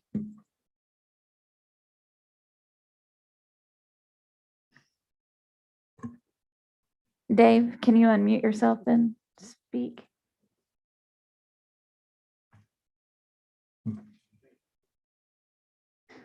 Okay, yeah, I'm not sure if Dave's having connection issues. I'm sorry. When's Waste Management going to issue the PO to DC Sparks for the fence? He's unmuted now. There we go. Can you hear me now, Courtney? Yes, we can. Thank you. Okay, I'm sorry. I was having technical difficulties here. It's a logistical issue setting up a new vendor in our corporation. I think Blake Small is there in the audience. He is the district manager at the site, and we're trying to get DC Sparks set up as a vendor. It's just a logistical process, and we're just going through those steps. Can you clarify that, Blake? Yes, just to add to that, Josh, that is, they're new vendors. They weren't set up.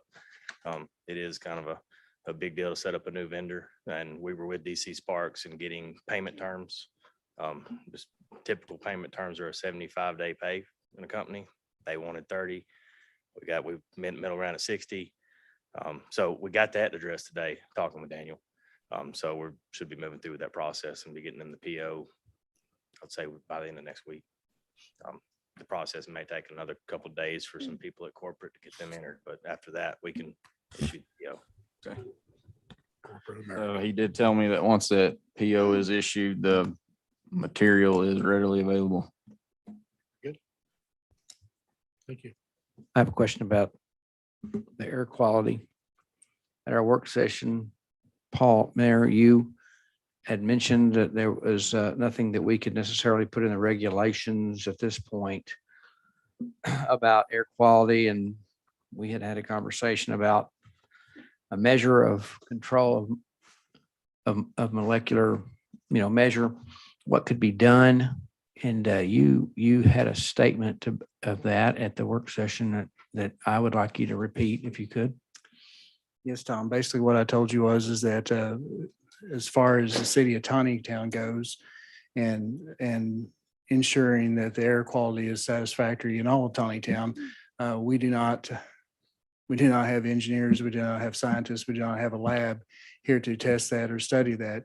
And the overall control of that is through our state, is through ADEQ that monitors air quality, soil samples, water quality, and everything else. And trying to honor your request and trying to ensure, because I understand that you do have concerns with ADEQ and their processes and their timeliness and their reporting of everything. What I'm going to be asking the council this next council session, if you would like to attend, is to make a request to our current budget to amend it to allow, if you will, that we hire an independent firm to come in and randomly do air quality testing. And, you know, and it may not even be just waste management that we have to do this to. There may be other industries that come into our town that we're concerned with that we could utilize. But I'm going to make the request that we amend the budget to reflect what it would cost for an independent agency to come in and do that. Now, I will assure you that the council, the first thing that they're going to ask me is what is the cost going to be? In which I'm going to tell them I have no idea. So they're probably going to table that request until I can come up with some magic numbers. But what I am requesting also is that I set up a steering committee. And Mr. Calcagni, I pointed to him at that last meeting. He shook his head yes. So I've also asked Ms. Penny Baskin to be a part of that committee as well. And we're going to pick at least one other person to be on said steering committee. And the reason for it is I don't want the citizens to ever think that we're trying to play sleight of hand, that I'm trying to stack the deck on them. So these folks that are on the steering committee are going to be the ones that help me select after putting out an RFQ for the companies that possibly can do that for our city. And they're going to be the ones that help me monitor what they have coming in from us. Now, to say that's going to fix anything, I can honestly tell you that no, it won't fix anything because, again, the agency that has controlling power over that is going to be ADEQ. Now, we can submit our findings from an independent agency of proof that there may be damaging chemicals in the air. But we will do that. And we will try to fight for the citizens of Tontitown to be able to do that. So, you know, I think is one step that we can take. Among other things that Rocky and I have discussed, you know, setting up some possible waste management districting of the area. Because we hear citizens talk about other citizens moving in. Well, you know, if this passes in 12 or 15 years, that the request becomes before whatever body that is again, these citizens are right. We collectively are the ones that are allowing people to move into waste management's back door. Waste management hasn't moved into anybody's backyard. It is citizens that have built houses over the years, such as the Calcagnis, such as several other people in here that have built closer to them. So maybe, you know, the approach that we need to take is totally opposite of what we have been looking at. And maybe we try to set up boundary areas to not have people encroaching, to not have these problems. And that's just a suggestion. And I get many suggestions from everybody. So, and I try to relay as many of them as I can. But anyway, sir, to answer your question, that is the request I'm going to make next week. And Yes, one sir. more question to follow up on that. If there, again, we found out as a city, we really, even if we say, hey, we got some problems, we have measurement challenges here. There's a pollution going on. This is not good. It's not healthy. We turn into ADEQ, our Yes, state environmental quality control. yes. Would you discuss the consequences of, for example, just in relevance to air control, air quality, Or water what quality. or water quality, what kinds of fees and fines and conditions will ADEQ be able to do about that? Ultimately, they can pull their permit They can pull their permit. to operate, shut down all operations. I mean, they, unless there's somebody else, they are the ultimate authority for the state of Arkansas. Okay, so there's a lever there. There Yeah, is. I asked that question specifically, Tom, Yes. and I was told that they will do a consent administrative order, which is a legal agreement that can be also fiduciary in nature, meaning they'll have a fine, and they'll have a list of violations, expectations, a timeline, again, the financial penalty, and then if that consent administrative legal order is not followed, you get to the final point where they would pull it. So, You know, and again, while I'm up here, I know you're giving me an immense amount of time to speak, but, you know, I too want to thank all these folks. You know, there was so much that I didn't know about how operations worked at the landfill to how operations work within our own administration, our councils and our committees. That's opened my eyes as to how to better assist these folks out here. I mean, you know, as mayor of your town, you know, I wished I had the authority to do anything that I want to. that I had the ability to cast my will on any entity or any person, but that's not how it is. And I think our forefathers set that up intentionally because, in our city, yes, I'm the executive administrative officer of the city, which basically means that I follow the guidance of my city council. They are my bosses. When it comes to legislation and getting things changed in this town that you want changed, it is purely your council that you need to hammer on and ideas that you want brought forward, because those are the folks that are going to make your laws of Tontitown to improve whatever it is that you have concerns about. These cats up here, they are tasked to make sure whatever they're looking at for laws, that it applies to what we have currently and what we want in the future by looking at long-range future vision maps to street guidance maps. These cats are the ones that take a look at that. These cats are the eyes behind Miss McNair and Mr. Nathan right there. They ensure that those two people are following our codes, is what you guys ultimately do, and hear out the concerns of the citizens. And I hope collectively together with all these citizens here in tow, that we make Tontitown a better place, not Paul Coven a better place, but Tontitown. So thank you. I don't mean to get in the weeds, but just on a follow-up, just to clarification, a steering committee could be on this air quality control. And again, it's all about verbalizing and taking this to the ADEQ. So there are levers, there's going to be structure in place that can be very direct and measurable and objective to take this to ADEQ. And so these regulations, they have to abide by. It's already in place. It's already in place. We've got the law. This passes, we have teeth. And in the past week, a new tab on the website for people to check the reports as well as add their complaints or what they're seeing and that sort of thing. So we'll know what's going on better. And they've never been under this kind of regulation forever. This is Ever. all new. All new. Okay. All new. I'm sorry. It's commission time. Anyone else? Okay, I have a question on the phasing notes. It talks about beginning construction of the BTU gas plant. But then it never addresses that again through 2026. Can they tell me anything about when that may be? Because they're going to start it here, but it's my understanding that's just the pad. Oh, yeah, And then it's yeah. never addressed anywhere else in there. Can you share what your plan is on the gas electric plant?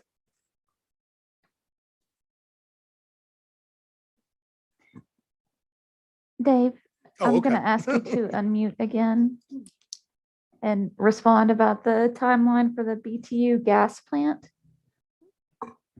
Also, just so you know, as part of the process, when they bring the actual building construction through, if this got approved, they would have to go through the large scale plan for that site as well. So we look at Oh, the yes, impact it of is a that as well. separate thing, Yes, that correct, is. yes. So give Dave just a second since he has to get unmuted.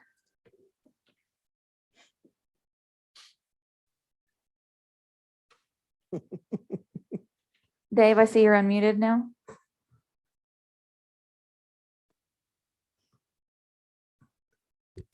Can we hear me now?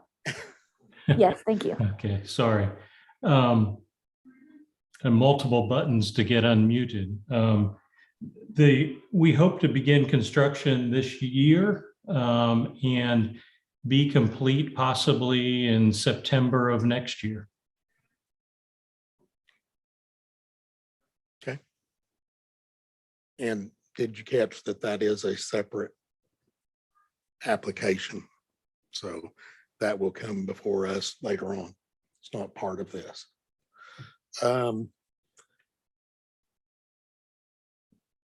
Okay. No, that is like a commercial application.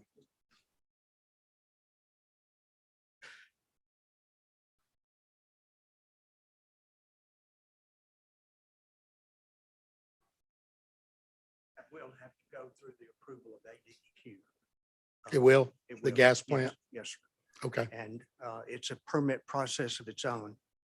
But it will, and should you pass this tonight, that doesn't mean that it's done. Our next step is to go with this permit to ADEQ for their approval. Okay. Austin Mountain, City of Tontitown, ADEQ. Okay. Thank you. Thank you. All right.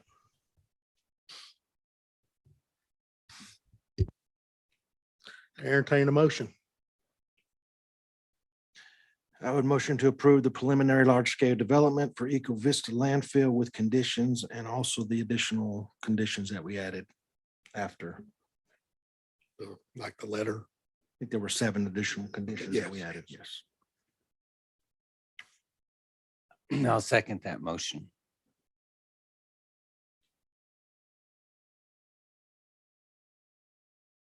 Roll call. Rocky, Yes. Kevin, Yes. Michael, Yes. Tom, Yes. Penny, Yes. Josh. Yes. Motion carries.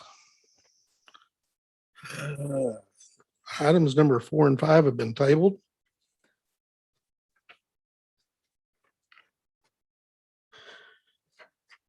The rezoning request will be moved to city council. Comments from staff. As Nathan is new this month, I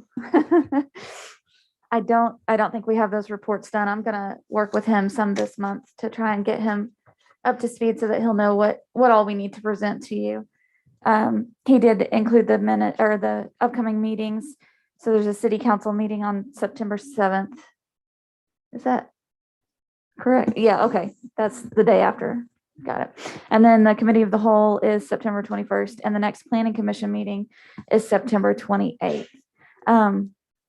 Hopefully, so I don't know if you have any history on Nathan, but he worked at Washington County and started as a planner, was then promoted to senior planner, and then was the planning director before being hired by Paul to be the planning official at the city of Tontitown. So he has many years of experience and will serve the city well. You're not biased, are you? I am. I trained him the first couple of years. We're not supposed to give opinions, but I will tell you, I worked with him at the county on a number of occasions and he's very capable. I'm very happy to have him on board. We're glad to have you, Nathan. Thank you.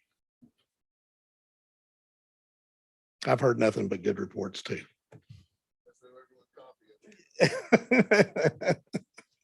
All right. Anything else? Reports?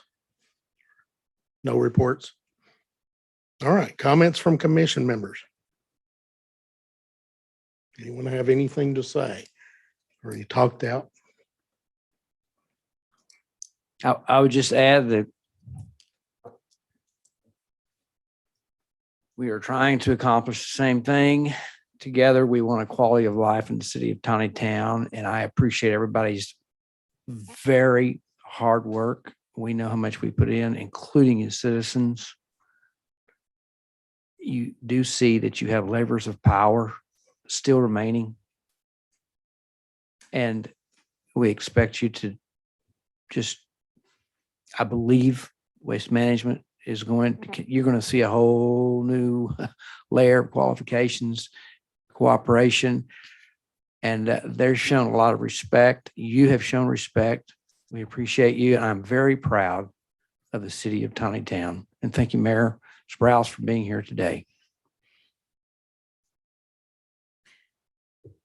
I would like to make a comment too. I would like to comment as well. I know that I'm not allowed to, but I'm going to say something. Okay. Okay. I appreciate every one of you and all of the hard work that you have done.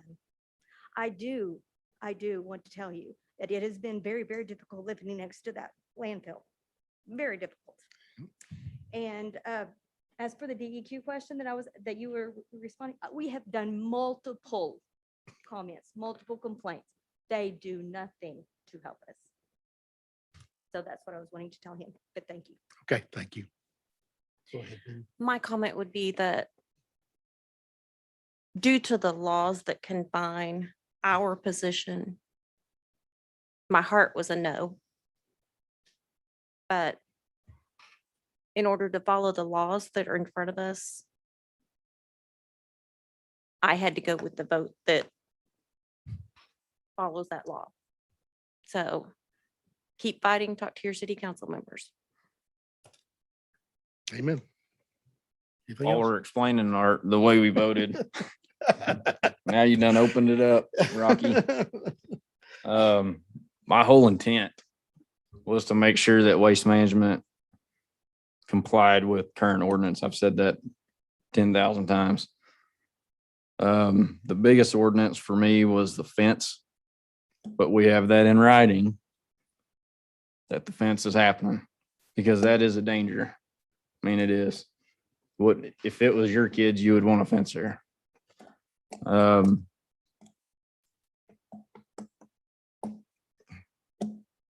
reason it got tabled, I already said, was we wanted to understand what we were voting on.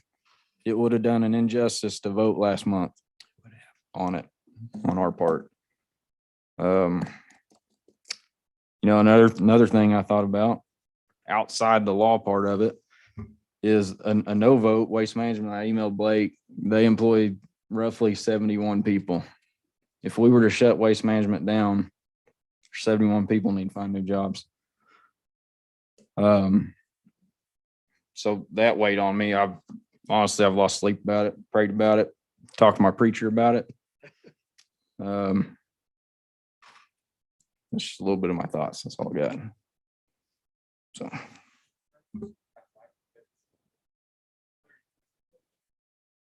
Up there, I live right next door to the farm. And the fact that you guys said you're gonna get better, one of the biggest things that you've seen probably come through this.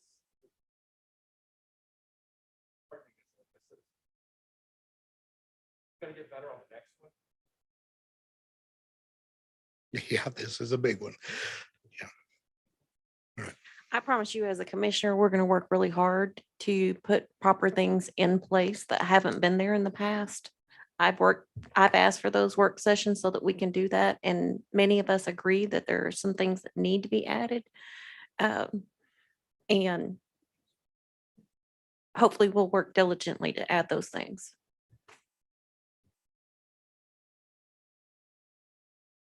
All right. Michael, you got anything?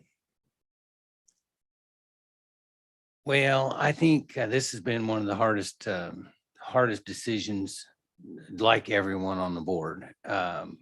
We live in Tontitown. We're not happy with having a landfill in our community. But when I look at what are the options and where I think the citizenry is all about what's going on, I haven't heard anybody talk about what they're going to do with our trash if we shut down the landfill. Are we going to start putting it in the haulers? Is it going to accumulate on the streets? I would like to see the citizens get involved with making a plan to where are we going to do in 12 years. Everybody wants to put a stop to it now, immediately. Well, that can't happen. Where would our trash go? So I want to look at this as an opportunity for the citizens of Tontitown to make a plan for the future. And maybe we never have another expansion at the waste management facility here. That would be that'd be what I would want. I sit up here on the board though, and I don't get to do what I want because I have a duty to see that the businesses that want to operate in Tontitown operate within the law, not whether they can operate here or not. That's not our prerogative. But I think this is an important time for us to all think about what's the next step. Let's get another landfill somewhere else started. Let's figure this out and not wait 12 years till they need another expansion in Tontitown. I think it's the opportunity to start the process of of moving it out. But I think us turning this, having a no vote today wouldn't be a solution that anybody in Tontitown would like to see what happens when the landfill closes in 3 years. Because it takes longer than that to plan another facility. But I think it's very important for us to think ahead and say, the handwriting's on the wall. I'll never vote to expand, well, again, a landfill in Tontitown. So I hope the citizens will get serious about thinking about what are we going to do with our trash, so we don't have to have another expansion here in Tontitown. Thank you. Kevin, you have anything to say? Yeah, I'll just, it's being up here has been tough for everybody. We are driven by codes. We try to do our best to implement codes that are best to the city. Do we get them right all the time? No. Do we have codes in other areas that need to be adjusted and fixed outside of the landfill? Yes. But we have to look at what we currently have in place and go with what we have. And it's unfortunate, but we will definitely do our best moving forward to help, not only with the landfill. There's other issues within Tontitown that can be improved on to improve quality of the city. The landfill is just a piece of the pie. There's other things that can also be done. And we will work as a commission to try to do that with the city council. I mean, city council is, they actually are the ones that vote the codes that we have in place. So just let you know that we will do our best to help moving forward. So that's all I've got. If I could add one thing, is that what did weigh on this for me was they have a 2.5 acre section that was could be dubbed as a zone, so that if we shut it down, they could turn that into what's called a transport station. Let me tell you what that means, folks. That means they would come in and bring all the live trash there every day, and then they'd pick it up and then re-export it. So your truck traffic would double. Crazy. So I was thinking, I don't want that. All right. I do want to thank everybody for their hard work, especially Courtney. I know we pay her, but I don't think anybody realizes how much work she's put into all of this over the years. So thank you, Courtney. Meeting adjourned.